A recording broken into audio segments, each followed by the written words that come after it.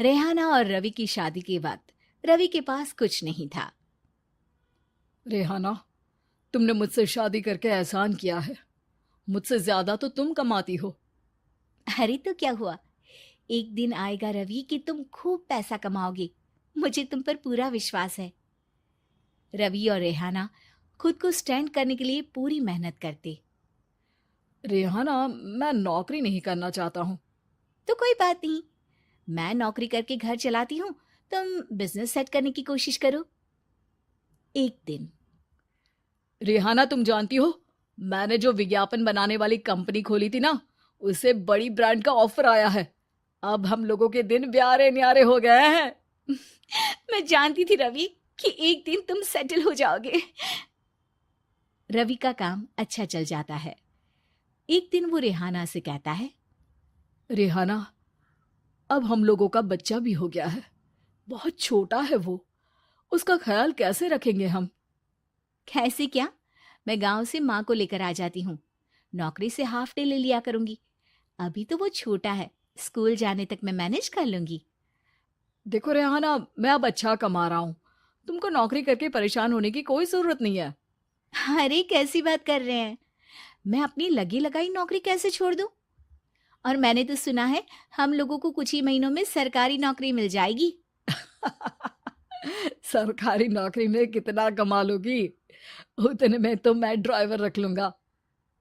रेहाना को रवि की बात का थोड़ा बुरा तो लगता है। कम से कम मेरी नौकरी की इतनी बेइज्जती मत करो। भूल गए, इसी नौकरी के बदौलत तुमने अपना बिजनेस खड़ा किया है। अरे वो तो मैं किसी के भरोसे भी कर लेता। देखो, अपने बच्चे को संभालो, घर का काम करो। अब बाहर जाती तुम अच्छी नहीं लगती हो।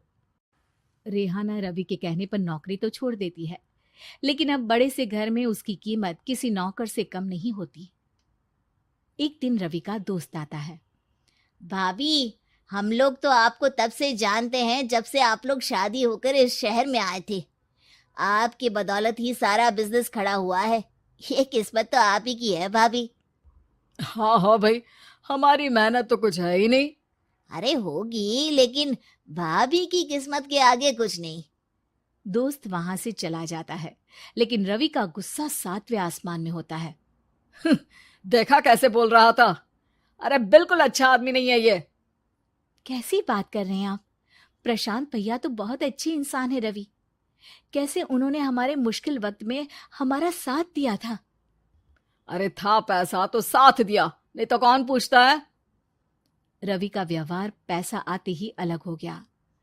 वो बंदे को बंदा नहीं समझता। घमंड से घिरे रवि ने तो एक दिन हद ही कर दी।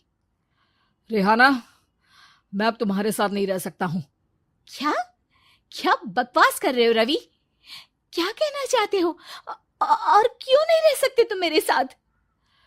देखो, मुझे कोई और पसंद है, और उसने साथ रहने पर बस यही शर्त रखी है कि मुझे तुम्हें तलाक देना होगा। रेहाना, जो कि एक स्वावलंबी महिला थी, उसने बिना देर किए रवि को कह दिया, कोई इश्यू नहीं, मुझे पैकिंग में 4 दिन का वक्त लगेगा, लेकिन तब तक मैं तुम्हारे साथ नहीं रहूंगी। 4 दिन के लिए तुम कहीं और शिफ्ट हो जाओ, मैं घर से निकलूंगी तो बता दूंगी।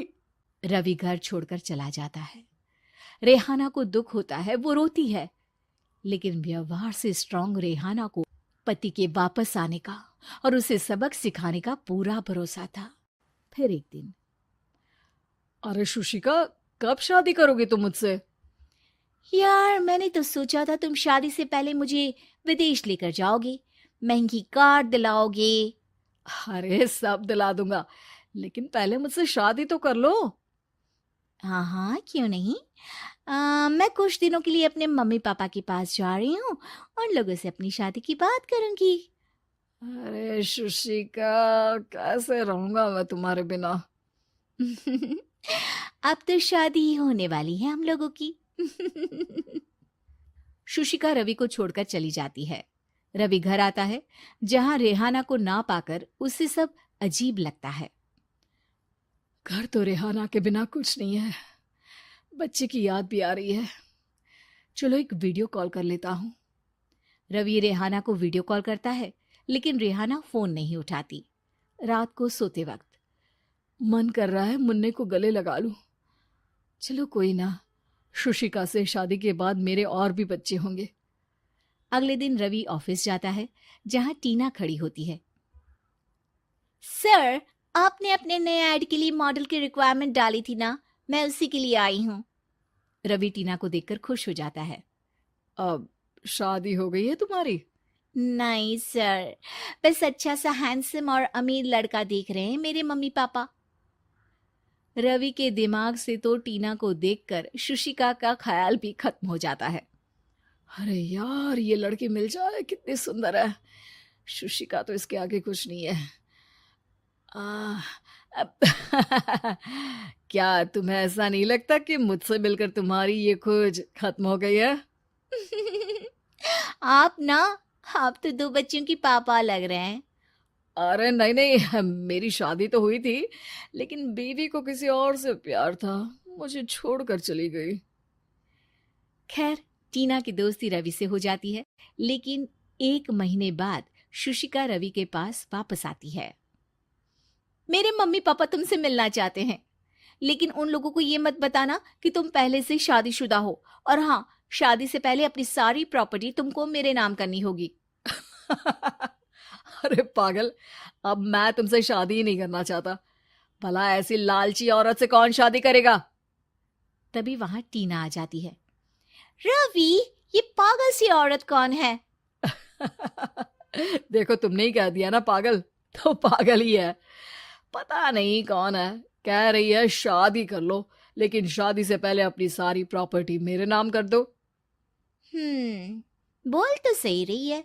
वैसे तुम जानती हो, मेरी एक सहेली है, उसके पति ने उसे पैसा आते ही छोड़ दिया, जबकि उसको खड़ा करने वाली ही मेरी सहेली थी।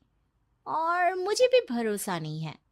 अगर मैं भी तुमसे शादी करूंगी तो तभी, जब तुम मेरे नाम अपनी सारी प्रॉपर्टी कर दोगे। अरे हाँ हाँ, क्यों नहीं, बिल्कुल कर दूंगा। रवि और टीना की शादी की तारीख तय हो जाती है। वो अपनी सारी प्रॉपर्टी के कागज लेकर शादी वाली जगह पर पहुंचता है, लेकिन वहां टीना आती नहीं। रवि टीना को मैसेज करता है। कहाँ हो? सॉरी, मैं तुमसे शादी नहीं कर सकती, मुझे तुमसे भी ज्यादा पैसे वाला मिल गया। रवि को गुस्सा आ जाता है। वो गुस्से से सारा डेकोरेशन तोड़ रहा होता है कि वहां रेहाना आ जाती है। सर, क्या हो गया? क्या डेकोरेशन पसंद नहीं आई आपको? अ, तुम यहाँ क्या कर रही हो? मैं यहाँ की डेकोरेटर हूँ। क्या आपको पसंद नहीं आई यहाँ की सजावट? रवि दौड़कर रेहाना के गले लग जाता है। मुझे माफ कर दो रेहाना। रवि रेहाना के गले लग जाता है और रेहाना टीना को थैंक्स का मैसेज करती है।